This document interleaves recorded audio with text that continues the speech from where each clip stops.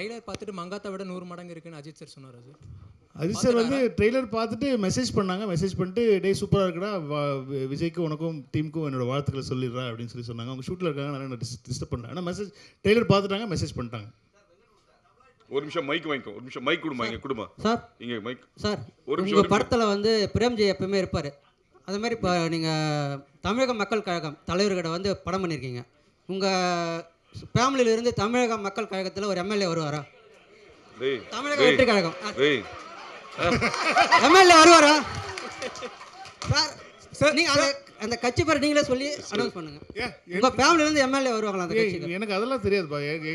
ஒரு வருஷம் எனக்கு தெரிஞ்சு தலைவரோட ஒரு பிரேம்ஜி வரதுக்கான வாய்ப்புகள் நிறைய இருக்கு சார்.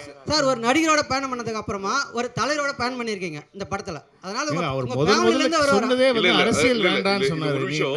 நீங்க எல்லாம் விஜய் சார் கிட்ட கேக்குற கேள்வியில என்கிட்ட கேட்டிருக்கீங்க.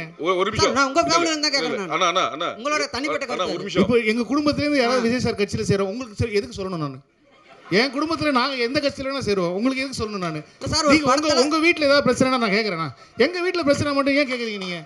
சார், நீங்க பொதுமக்களுக்காக படம் எடுக்க வந்திருக்கீங்க. ஒரு கட்சி தலைவர் என்னோட தலைவர்கிட்ட நீங்க படம் எடுத்துருக்கீங்க. என்னோட தலைவனை வச்சு நீங்க படம் எடுத்துருக்கீங்க. என்னோட ரசிகனை வச்சு படம் எடுத்துருக்கீங்க. உங்ககிட்ட கேட்க முடியும். படத்தை பத்தி என்ஜாய் பண்ணுங்க. தளபதியை பார்க்க முடியாது. பார்த்தவர்கிட்ட கேட்குற கேள்வி. ஒரு நிமிஷம், நீ கேட்குற கேள்வியே தப்பு இல்லை. கரெக்ட் தான். தலைவரோட கட்சி பேரே தப்பா சொல்றாரு. சரி, ஓகே. பாலாட்ட கொடு போன். நீ சொல்ற கட்சி பேரே தப்பு. தப்பான கட்சியில எப்படி அவங்க வீட்ல இருந்து ஒரு எம்எல்ஏ வருவாங்க? சொல்லு.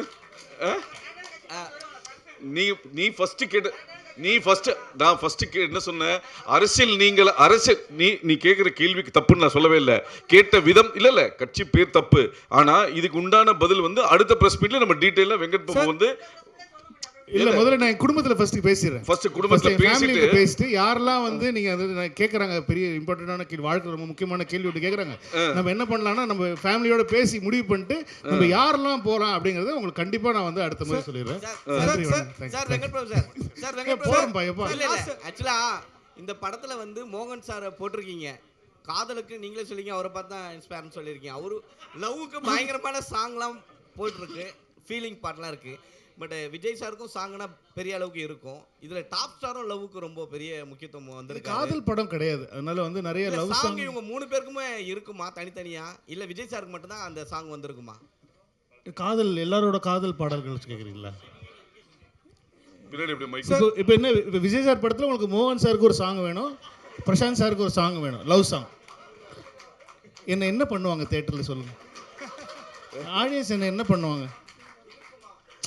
நீங்களே உங்க மனசாட்சி தொட்டு சொல்லுங்க, என்ன பண்ணுவாங்க?